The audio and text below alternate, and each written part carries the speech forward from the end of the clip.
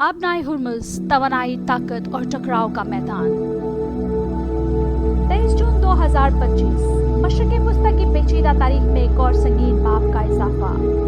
अल-सुबह America और Israel ने Iran की जोहरी तंसीबात पर फ़ज़ाई हमले किए। सिर्फ 48 घंटों बाद ईरान की पार्लियामेंट ने एक जुर्रतमंदाना करारदाद मंजूर की। आबनाए हुर्मुज़ को बंद करने की मंजूरी। पूरी दुनिया एक लम्हे को साकत हो गई।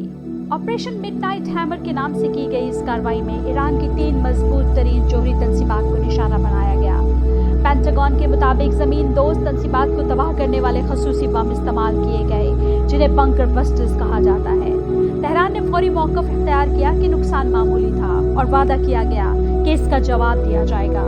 मगर ये सिर्फ एक अस्करी झड़प ना थी, ये एक ऐसा मुहर्रिक था जो दुनिया के हर कोने को मुतासिर कर सकता है। ईरान ने इस हमले को जहरियत करार दिया और पार्लियामेंट ने आबनाए हुर्मुज़ की बंदिश की करारदाद मंजूर कर ली। अगरचे सुप्रीम नेशनल सिक्योरिटी काउंसिल की तौसीक अभी बाकी है, मगर पैगाम वाज़ेह है, ईरान तसादुम के लिए तैयार है।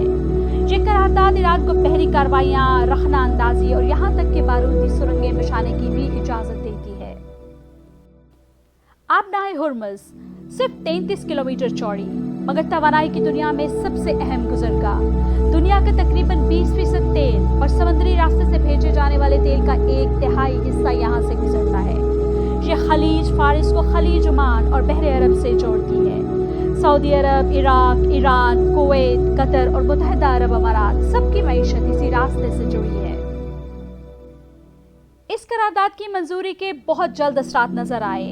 चंद ही घंटों में तेल की कीमतों में शदीद इजाफा हुआ।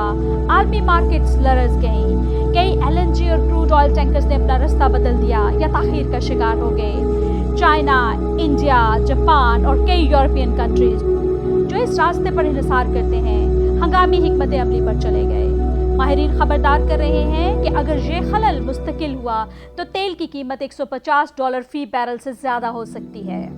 अमेरिका और इसके इत्तेहादियों ने खित्ते में अपनी बहरी मौजूदगी बढ़ा दी है। बहरीन में मौजूद अमेरिकन 5वां बेड़ा हाई अलर्ट पर है। इधर ईरानी पासदाराने इनकलाब ने गश्त करने वाली कश्तियाँ और मिसाइल सिस्टम मुतहरिक कर दिए हैं। माहिरीन का ख्याल है कि ईरान मुकम्मल नाकाबंदी के बजाय जुज़वी और ज़हीन चालें अपनाएगा, जैसे तजारती जहाज़ों की निगरानी, साइबर अटैक्स या ड्रोन मुदाखलत। क्या ये एक बड़े तसादुम का पेश खैमा है या महज हिकमत अमली का एक दाव? सफारती हल की कशीदगी कम करने पर जोर दे रहे हैं, मगर दोनों अतराफ की जुबान अभी भी बहुत सख्त है। अगर आबनाए हुर्मुज़ बंद हुई या इसकी सलामती मुसलसल खतरे में रही तो आलमी तवानाई का नक्शा बदल सकता है और इत्तेहादों की नई शक्ल मुमकिन हो सकती है। क्योंकि आबनाए हुर्मुज़ ये सिर्फ एक रास्ता नहीं, ये दुनिया की तवानाई की बका, ताकतों का तवाज़ुन और शायद जंग या अमन का फैसलाकुन मकाम है। सवाल ये है कि क्या हम आगे बढ़ रहे हैं या धकेल दिए जा रहे हैं एक नई जंग की तरफ।